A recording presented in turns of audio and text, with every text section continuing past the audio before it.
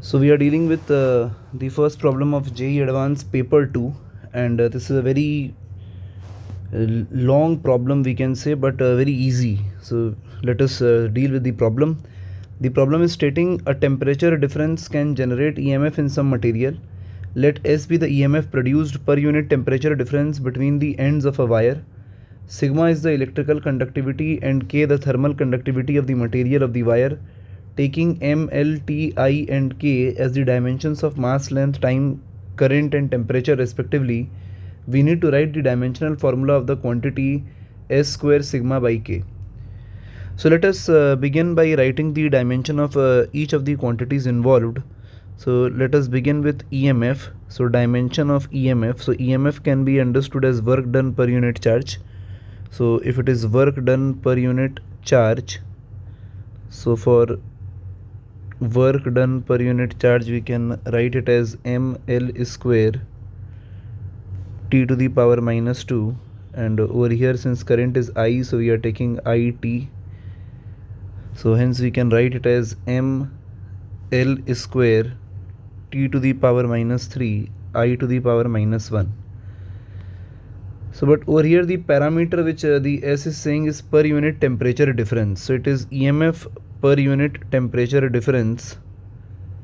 So EMF per unit temperature difference. So temperature difference we are writing it as delta theta here and dimension K.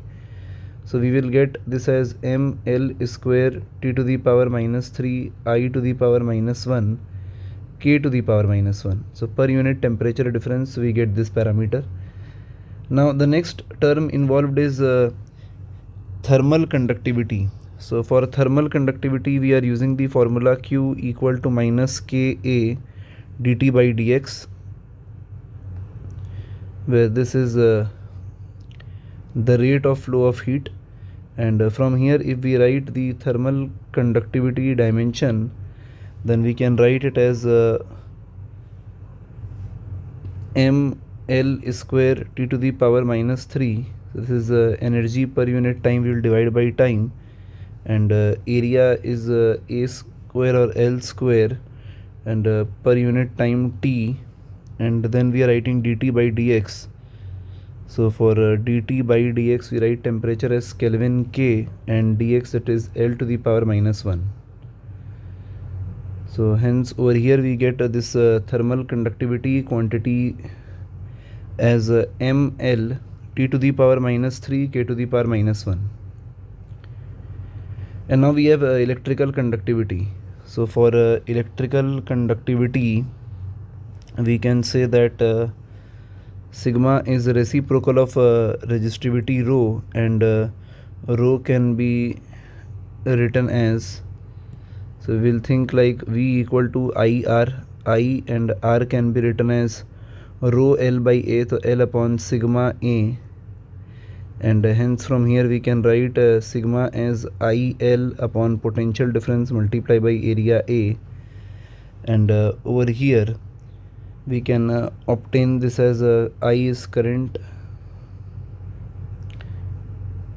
L upon potential difference is work done per unit charge. So work done per unit charge you have already obtained over here, so potential difference we are simply writing ml square t to the power minus 3 I minus 1, and then we have L one more here. So on solving we obtain m to the power minus 1, L to the power minus 3, and t to the power 3 I to the power 2. So now we have the parameters which we need. S square sigma by K is to be calculated. So for S square sigma by K, for the quantity which we are writing Z, S square sigma by thermal conductivity K, so we can say that we will obtain something like this. So S square, and then we have put sigma from here, and then by K. So K we obtained it as this one, ml t to the power minus 3 K to the power minus 1.